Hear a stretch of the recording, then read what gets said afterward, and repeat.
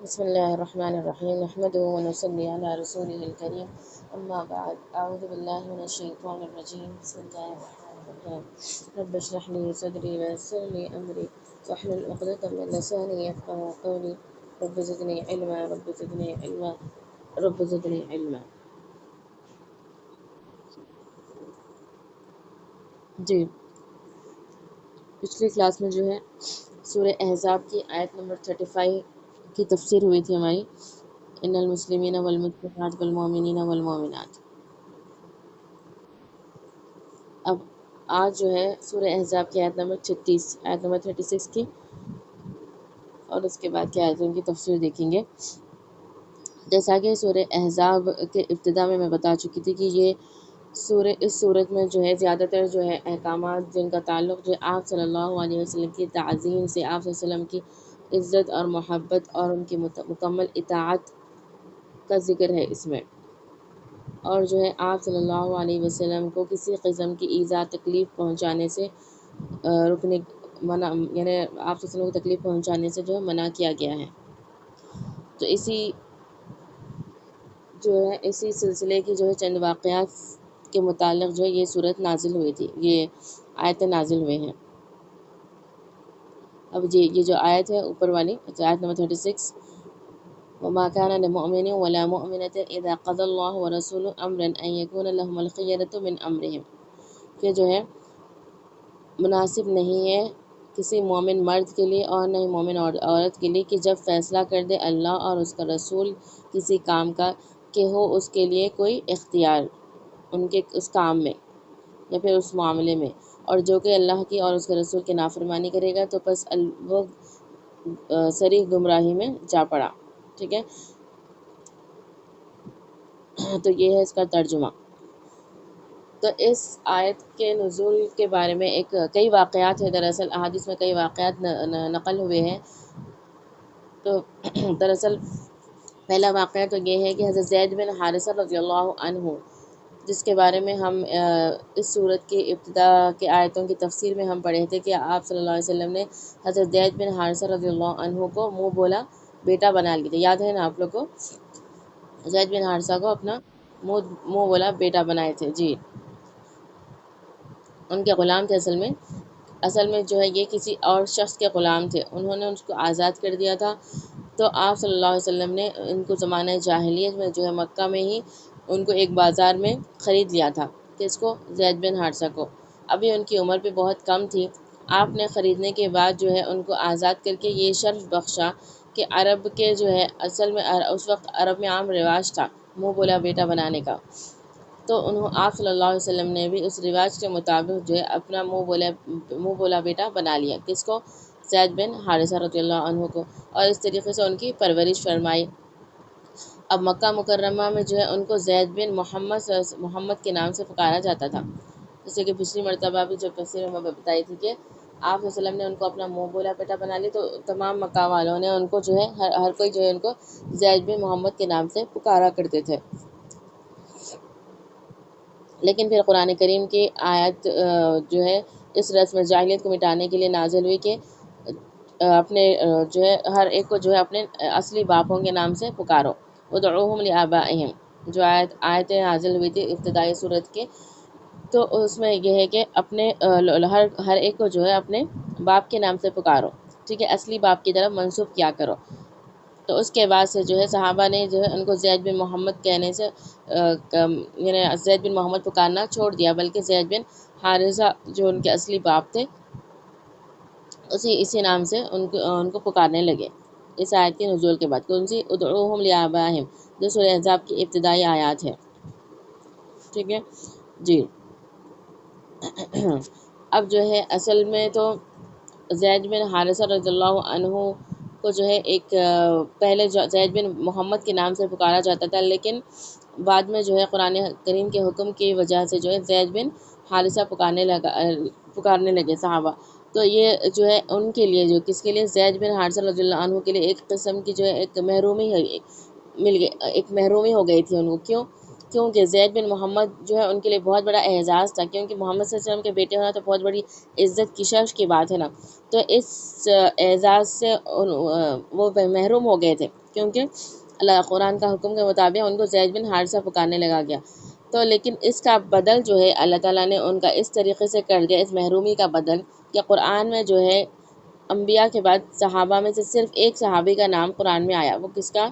زید بن حارثہ کا۔ تو اسی صحابی کا نام جو ہے صرف قرآن میں آیا، حالانکہ ابوبکر رضی اللہ عنہ، عمر رضی اللہ عنہ، کئی بڑے صحابہ ہیں، لیکن کسی کا نام جو ہے قرآن کریم میں نہیں آیا سوائے حضرت زید بن حارثہ کے۔ تو اس طریقے سے اللہ تعالیٰ نے ان کی جو محرومی ہوئی تھی اس کا بدل کر دیا، ازالہ کر دیا ایک معنوں میں۔ ٹھیک ہے، سمجھ آئی نا بات؟ یعنی ان کو جو ہے زید بن محمد پکارنے لگے تھے، لیکن اس اعزاز سے جو وہ محروم ہو گئے کیونکہ قرآن حکیم کی آیت کی وجہ سے، تو اس محرومی کو جو ہے اللہ تعالیٰ نے اس طریقے سے بدل دیا کہ قرآن میں جو ہے ان کا نام لے کر ذکر فرمایا، اس طریقے سے کہ قیامت تک جو ہے جو کوئی اس نام یعنی لفظ جو زید ہے اس کو پڑھیں گے تو ہر مرتبہ پڑھنے پر ان کو، پڑھنے والوں کو جو ہے 30 نیکیاں ملتی جائیں گی، کیونکہ قرآن کے ہر لفظ پر کتنے نیکیاں ملتی ہیں ہم کو؟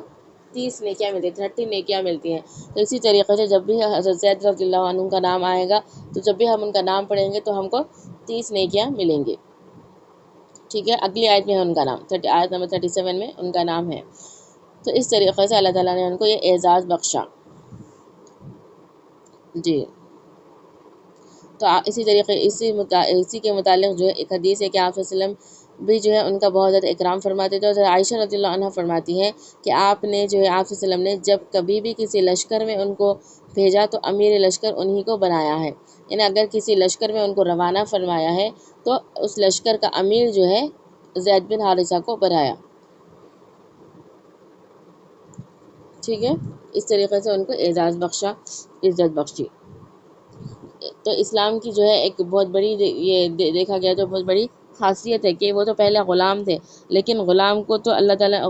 تعالیٰ نے پھر کیسا ان کو وہ کر دیا، ان کا اتنا بڑا مرتبہ دیا اللہ تعالیٰ نے۔ غلام سے جو ہے ان کو سب سے پہلے تو آپ صلی اللہ علیہ وسلم نے ان کو اپنا بیٹا بنا دیا تھا، پھر اس کے بعد جو ہے ان کا نام بھی قرآن مجید میں آ گیا۔ ٹھیک ہے، تو اب جو ہے جب زید بن حارثہ رضی اللہ عنہ جو ہے آپ صلی اللہ علیہ وسلم کی پرورش میں، آپ صلی اللہ علیہ وسلم کی تربیت میں تھے، تو جیسے وہ جوان ہونے لگے، جوان ہوئے، تو آپ صلی اللہ علیہ وسلم نے ان کا نکاح کے لیے جو ہے زید بن حارثہ کے نکاح کے لیے اپنی پھوپھی ذات بہن، ٹھیک ہے نا، اپنی پھوپھی کی بیٹی حضرت زینب بنت جحش کا انتخاب فرمایا۔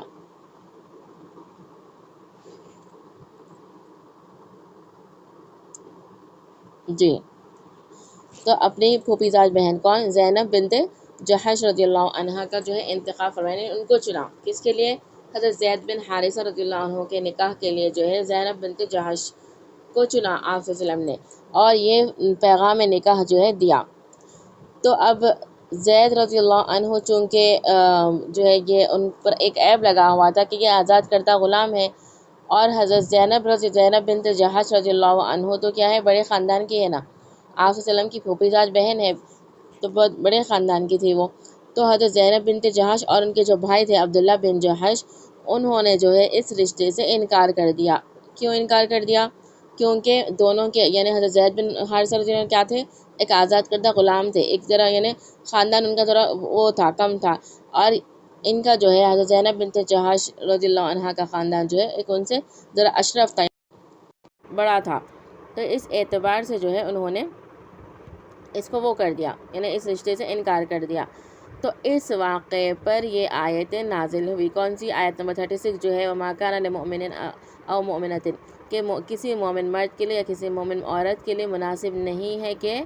وہ جو ہے اللہ کے اور اس کے رسول کا جو آپ صلی اللہ علیہ وسلم کا جو حکم ہے اس کو وہ کر دے، انکار کر دے، ٹھیک ہے، منع کر دے، نہ اختیار رہتا ہے ان کو۔ یعنی جب آپ صلی اللہ علیہ وسلم کسی بات کا حکم دے دے تو وہ واجب ہے اس پر ماننا، کس پر؟ ہم پر، امتیوں پر واجب ہے۔ یعنی جب آپ صلی اللہ علیہ وسلم کسی بات کا حکم دے دے، یعنی آرڈر دے دے، تو ہم پر جو ہے ہر امتی پر، مرد ہو عورت ہو، اس پر عمل کرنا واجب ہے۔ تو کیونکہ عبداللہ بن جحش اور زینب بنت جحش رضی اللہ عنہما نے اس رشتے سے انکار کر دیا تھا، تو اللہ تعالیٰ نے یہ آیت نازل فرمائی کہ کسی مومن مرد اور عورت کے لیے اختیار نہیں ہے کہ وہ آپ صلی اللہ علیہ وسلم کے حکم کو انکار کرے اور نہ ان کے پاس کوئی اختیار بچتا ہے، شرعاً جو ہے اختیار ان کے پاس نہیں رہتا، اگرچہ کہ انہوں نے جو انکار کی وجہ تھی ان کی وہ صحیح تھی، کیونکہ جو ہے نکاح جو ہوتا ہے دو خاندانوں کے برابری میں ہوتا ہے، یعنی دونوں خاندان برابر ہونا چاہیے نکاح میں، لڑکی کا بھی خاندان برابر ہونا چاہیے اور لڑکے کا بھی، دونوں کے خاندان جو ہے برابر ہونا چاہیے، لیکن چونکہ یہاں پر جو ہے زید بن حارثہ ایک غلام طبقے سے تھے اور زینب بنت جحش ایک اچھے خاندان سے تھیں، تو اسی لیے انہوں نے انکار کر دیا، انکار کی وجہ تو مناسب تھی، لیکن چونکہ آپ صلی اللہ علیہ وسلم نے اس بات کا حکم دے دیا کہ ان سے نکاح کرنا ہے، تو وہ حکم جو ہے وجوب کے دائرے میں آ گیا، وجوب یعنی واجب ہے اب ان پر کہ اس حکم پر عمل کرے، ٹھیک ہے۔ اگر کسی کو حکم دے دے آپ صلی اللہ علیہ وسلم، چاہے وہ جو ہے اگرچہ کہ وہ شریعت میں بھی دیکھا گیا تو وہ مناسب نہیں ہے، لیکن کیونکہ آپ صلی اللہ علیہ وسلم نے اس کا حکم دے دیا تو ہم پر جو ہے اس پر عمل کرنا واجب ہے، لازم ہے، ٹھیک ہے۔ آیت میں ہے کہ جو کوئی جو ہے اللہ اور اس کے رسول کی نافرمانی کرے گا تو وہ جو ہے کھلی ہوئی گمراہی میں جا پڑا، تو جو بھی ایسا نہ کرے، یعنی آپ صلی اللہ علیہ وسلم کے حکم کی تابعداری عمل نہ کرے آپ صلی اللہ علیہ وسلم کے حکم پر، تو وہ جو ہے کھلی ہوئی گمراہی میں چلے گیا۔ تو جیسے یہ آیت نازل ہوئی تو حضرت زینب بنت جحش اور ان کے بھائی عبداللہ بن جحش رضی اللہ عنہما نے سنا تو اب جو انکار کیا تھا اس سے باز آ گئے اور نکاح پر جو ہے راضی ہو گئے،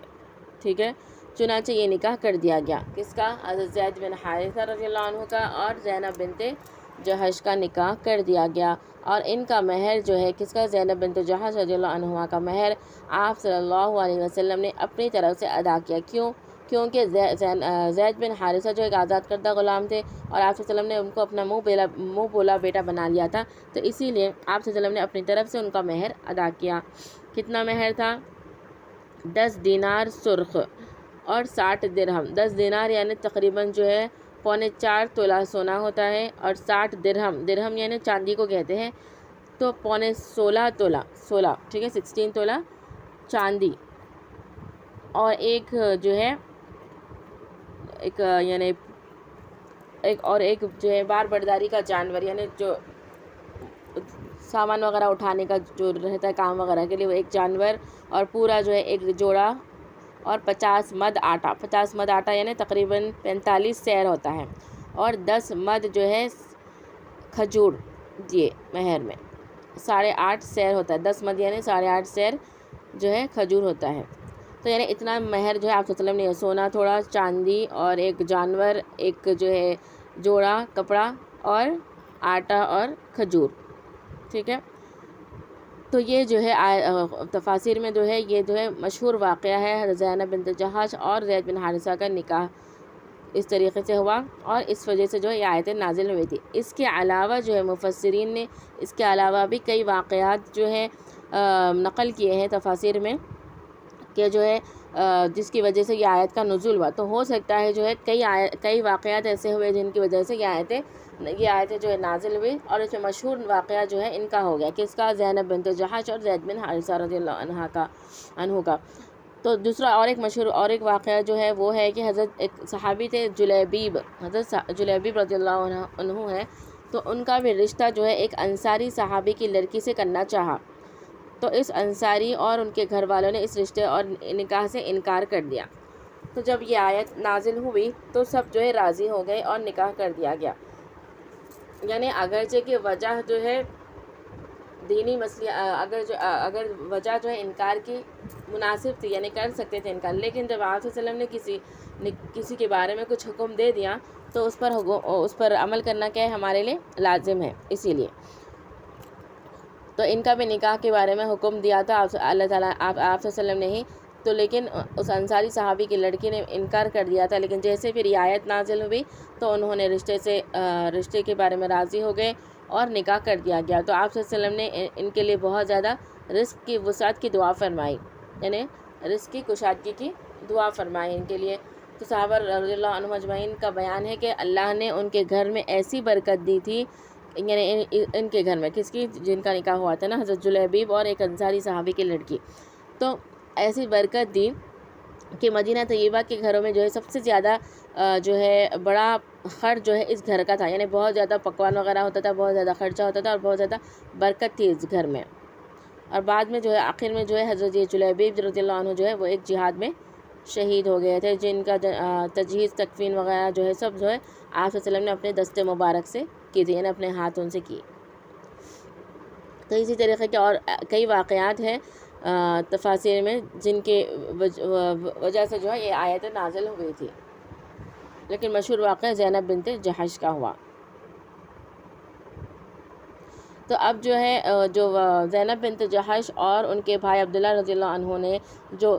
نکاح سے انکار کیا تھا زید بن حارثہ سے، وہ جو ہے کس وجہ سے تھا؟ خاندانی جو ہے مماثلت کا نہ ہونا، خاندانی مماثلت یعنی دونوں کے خاندان کا برابر نہ ہونا، اس وجہ سے جو ہے انہوں نے انکار کیا تھا۔ تو یہ وجہ جو ہے شرعاً مطلوب ہے، یعنی شرعی اعتبار سے دیکھا گیا تو ایک لڑکی اور لڑکے کے نکاح میں جو ہے خاندان کو دیکھنا چاہیے، یعنی خاندان کا برابر ہونا ضروری ہے۔ اس کو کہتے ہیں کفو،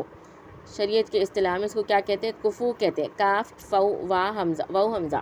ٹھیک ہے، کفو۔ تو شریعت میں جو ہے آپ صلی اللہ علیہ وسلم کا خود ارشاد ہے کہ لڑکیوں کا نکاح جو ہے ان کے کفو میں کرنا چاہیے۔ تو اس لیے اب یہ سوال یہ پیدا ہوتا ہے کہ اس معاملے میں جو ہے حضرت زینب رضی اللہ عنہا اور ان کے بھائی نے بھی اس وجہ سے جو ہے انکار کیا تھا، پھر لیکن کیوں ان کا انکار جو ہے مقبول نہیں ہوا؟ تو اس کا جواب یہ ہے کہ دینی اعتبار سے دیکھا گیا تو جو ہے خاندانی مماثلت اور کفو دیکھنا جو ہے زوجین میں لازم ضروری ہے، ٹھیک ہے۔ لیکن جو ہے جب جو ہے آپ صلی اللہ علیہ وسلم نے اس بات کا حکم دے دیا تو اس پر جو ہے عمل جو ہے لازم ہو جاتا ہے، ٹھیک ہے، دینی مصلحتوں کی وجہ سے۔ اگرچہ کہ دیکھا گیا تو دینی اعتبار سے بھی جو ہے ان کا انکار جو ہے وجہ جو ہے صحیح تھی، لیکن آپ صلی اللہ علیہ وسلم کے حکم کی وجہ سے جو ہے اس پر راضی ہو جانا چاہیے تھا ان کو، ٹھیک ہے۔ اور ایک سوال یہاں پر یہ پیدا ہوتا ہے کہ آپ صلی اللہ علیہ وسلم نے جو ہے آپ صلی اللہ علیہ وسلم کا خود ارشاد ہے کہ کفو دیکھنا ضروری ہے، یعنی دونوں خاندانوں میں جو ہے مماثلت برابری دیکھنا ضروری ہے۔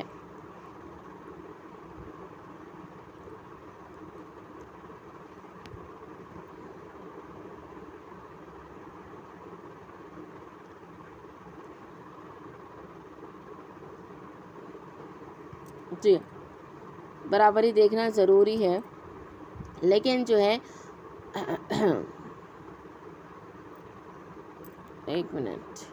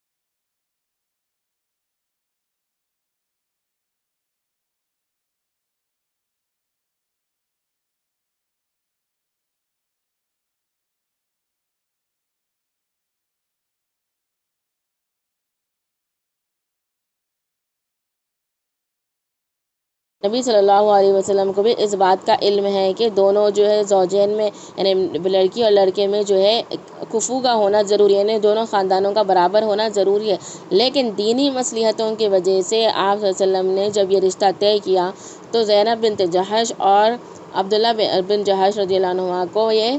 فوراً قبول کرنا چاہیے تھا، کیونکہ انہوں نے نہیں کیا، آپ صلی اللہ علیہ وسلم کا حکم نہیں مانا، اسی لیے یہ آیت نازل ہوئی۔ اور آئندہ ہمارے لیے بھی یہ سبق ہے کہ جس کسی بات کا بھی جو ہے حکم آپ صلی اللہ علیہ وسلم دے دے تو فوراً اس پر عمل کرنا ہمارے لیے ضروری، چاہے وہ ہم جو انکار کی وجہ جو ہے دینی جو ہے اعتبار سے صحیح بھی ہو، لیکن آپ صلی اللہ علیہ وسلم کے حکم کی وجہ سے اس پر عمل کرنا ضروری ہے۔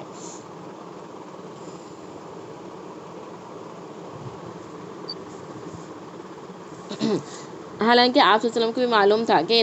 دونوں خاندانوں میں جو ہے مماثلت نہیں ہے، یعنی برابری نہیں ہے، پھر بھی آپ صلی اللہ علیہ وسلم نے یہ رشتہ بھیجا۔ وہ کیوں؟ اس کا جواب یہ ہے کہ یہ آپ صلی اللہ علیہ وسلم نے یہ رعایت جو ہے اس لیے کی، دوسری یعنی دینی مصلحتوں کے بالمقابل جو ہے اس کو ترک کر دیا، یعنی دوسری دینی مصلحتیں جو ہے دینی فائدے اس میں زیادہ تھے، اسی لیے جو ہے آپ صلی اللہ علیہ وسلم نے اس کو ترک کر دیا، اس کو چھوڑ دیا۔ کس کو؟ دونوں خاندان کی جو برابری کو دیکھنا ہے اس کو آپ صلی اللہ علیہ وسلم نے ترک کر دیا، اور جو دینی مصلحتیں دوسرے جس میں فائدے تھے، اس وجہ سے جو ہے آپ صلی اللہ علیہ وسلم نے یہ رشتہ کروایا۔ اور اس کے علاوہ بھی آپ صلی اللہ علیہ وسلم کی جو ہے زمانے میں جو ہے عہد میں کئی نکاح ایسے ہوتے تھے جس میں جو ہے غیر کفو ہوتے تھے، یعنی غیر کفو یعنی دونوں خاندانوں میں زیادہ مماثلت یعنی برابری نہیں رہتی تھی اس زمانے، یعنی آپ صلی اللہ علیہ وسلم کئی نکاح ایسے ہوئے آپ صلی اللہ علیہ وسلم کے زمانے میں جس میں جو ہے دونوں خاندانوں میں برابری نہیں ہوتی تھی، دینی مصلحتوں کی وجہ سے نکاح ہو جایا کرتے تھے، تو اس سے جو ہے کوئی مذائقہ نہیں ہے، کوئی وہ نہیں ہے۔ لیکن کفو کو دیکھنا شریعت میں اس لیے رکھا گیا ہے، یعنی خاندان کی برابری کو دیکھنا شریعت میں اس لیے رکھا گیا ہے کیونکہ زوجین یعنی لڑکا اور لڑکی میاں بیوی کی طبیعتوں میں جو ہے موافقت اگر نہ ہو، یعنی کیونکہ اگر دو خاندان الگ الگ خاندانوں سے ہے، ایک بڑے خاندان سے ہے اور ایک چھوٹے خاندان سے ہے، باجی آواز آ رہی ہے ہماری؟ ہاں آ رہی جی، بیچ میں وہ پتہ نہیں نیٹ وہ ہو گیا تھا، شاید آف ہو گیا تھا وہ ایپ۔ جی،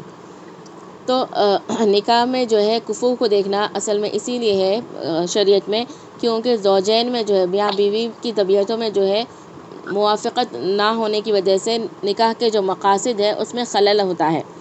نکاح کے جو مقاصد جو ہوتے ہیں وہ حاصل نہیں ہوتے، کیونکہ جب دونوں جو ہے دوسرے ایک یعنی مختلف خاندانوں سے ہوتے ہیں، یعنی ایک ذرا اونچے خاندان سے اور ایک ذرا نچلے خاندان سے ہے، تو دونوں میں جو ہے دونوں کی طبیعتوں میں جو ہے موافقت نہیں رہتی، ظاہر سی بات ہے، آپ خود بھی سوچ سکتے ہیں، کوئی اگر بہت بڑے عالی شان خاندان سے ہے، بہت بڑے خاندان سے لڑکی مثال کے طور پر، اور لڑکا ہے کم خاندان سے، تو دونوں کا گزارا کیسے ہوگا؟ کیونکہ لڑکی کو اپنا عیش و آرام یعنی اس کو جو وہاں آرام تھا اس کے ماں باپ کے گھر میں، وہ اس کو یہاں نہیں ملے گا، اس اعتبار سے اس کو بہت زیادہ تکلیف ہوگی، یعنی دونوں کے مزاج میں بہت پھر نا اتفاقیاں پیدا ہو جائیں گے، تو اس وجہ سے جو ہے آپ صلی اللہ جو شریعت میں جو ہے ہمارے کفو کو دیکھنا ضروری ہے، ٹھیک ہے، یعنی دونوں کے خاندان کی برابری دیکھنا ضروری ہے۔ ہاں اگر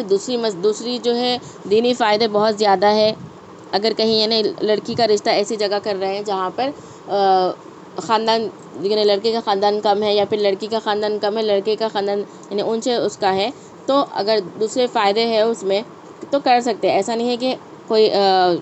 وہ نہیں ہے، ضروری نہیں ہے کہ کفو کو دیکھنا ہی لازم ہے، اس کے بغیر نکاح نہیں ہوگا، ویسا نہیں ہے، لیکن کفو کو دیکھنا کیا ہے؟ برابری کو دیکھنا زیادہ بہتر ہے زوجین کے لیے، یعنی میاں بیوی کے نباہ کے لیے جو ہے زیادہ بہتر ہے کہ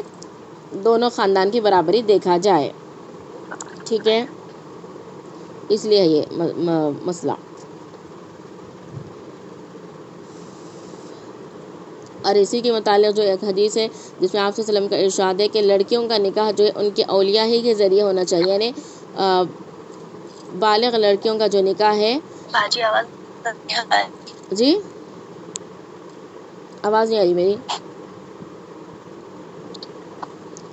بالغ لڑکیوں کا جو نکاح ہے وہ آپ صلی اللہ علیہ وسلم نے حکم دیا کہ ان کے اولیاء ہی کے ذریعے ہونا چاہیے، اولیاء یعنی سرپرستوں کے ذریعے، یعنی بالغ لڑکی اگرچہ کہ اپنا نکاح کر سکتی ہے لیکن مناسب نہیں ہے کہ وہ اپنا نکاح کا معاملہ جو ہے خود طے کر لے، کیونکہ ایک بے حیائی کا کام ہے یہ کہ لڑکی جو ہے اپنا نکاح خود طے کر لے، نکاح کا جو معاملہ وغیرہ ہوتا ہے وہ خود طے کر لے، یہ حیا کے تقاضے کے خلاف ہے، تو اسی لیے یہ کام جو ہے اور لڑکی کے والدین اور اس کے جو بھی سرپرست وغیرہ ہے وہ کرے۔ اور اسی طریقے سے آپ نے اسی حدیث میں فرمایا کہ لڑکیوں کا نکاح ان کے کفو ہی میں کرنا چاہیے، کفو یعنی وہی ان کی برابری والے خاندان میں کرنا چاہیے۔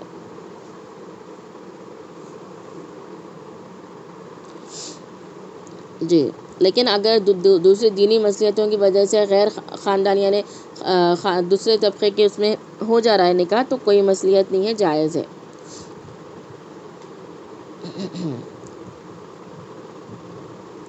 یا کفو کی رعایت شریعت میں اسی لیے ہے تاکہ جو ہے دونوں میاں بیوی میں جو ہے موافقت ہو، رشتہ جو ہے آسانی سے آرام سے چلے، ٹھیک ہے، جی، تو اس آیت کی تفسیر اتنی ہی ہے۔